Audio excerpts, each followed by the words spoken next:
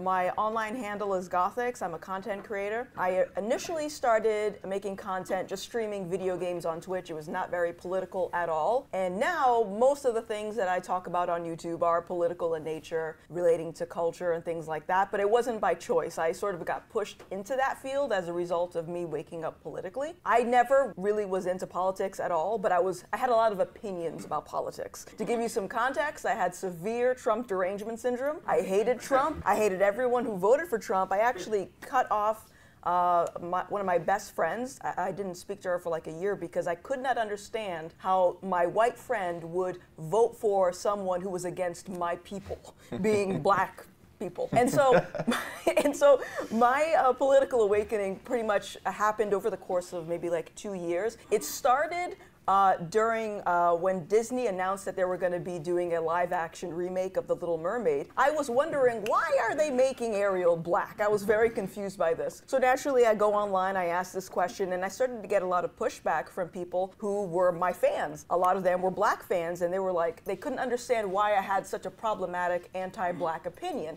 And that sort of stuck with me right here, because I'm like, my audience just turned on me for a very reasonable question. And I also didn't like how if anyone opposed Ariel being turned black, you were automatically a racist. And that doesn't make any sense to me. So a few months later, COVID starts, and we're told to stay home and flatten the curve. Meanwhile, the BLM protest starts, and now all of a sudden, you can go out as long as you are protesting to end racial injustice or something like that. So that hypocrisy didn't make any sense to me.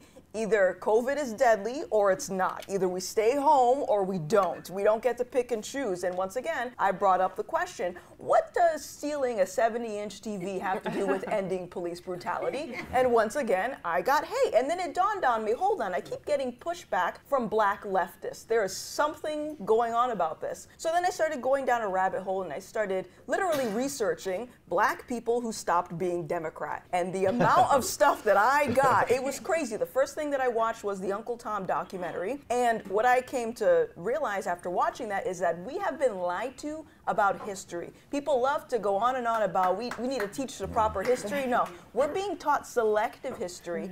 And I don't know if I can speak for all the blacks on this stage, but maybe people can relate to, if you are black, there's something called the black card. And there's sort of like this expectation that you're supposed to behave in a certain way, and that trickles down all the way to who you vote for. And so when you are born black in America, it's sort of insinuated that you will be voting Democrat. Don't ask questions, just vote Democrat, which is exactly what I did when Obama was running. I voted for him because he's black. Knew nothing about his policies, but he's black and I need to help my people or something like that. So yeah, and that process got me to start really considering all the things that I used to believe. One of the things was about Trump, and then I realized that, oh wow, the media is lying about him. They're taking these clips and they're using clickbait and distorting it, taking it totally out of context, and they're emotionally extorting people who wear their identity on their sleeve. If you are black and you see a video of some guy in office talking about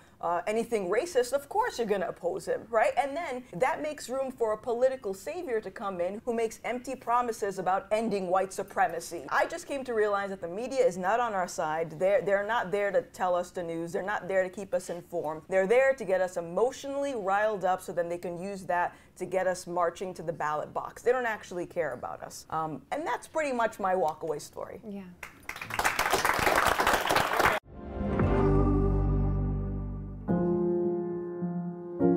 I just feel like I'm kind of floating without any purpose right now. Seeing people automatically say, okay, the reason you have a problem with this is because you're racist is an issue for me. I think it's time for me to take a break.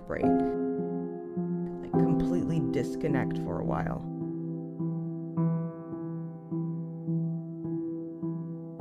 What's the next step once they realize I can't, attack someone on social media and make them disappear, so what do we gotta do now? Is physical assault okay?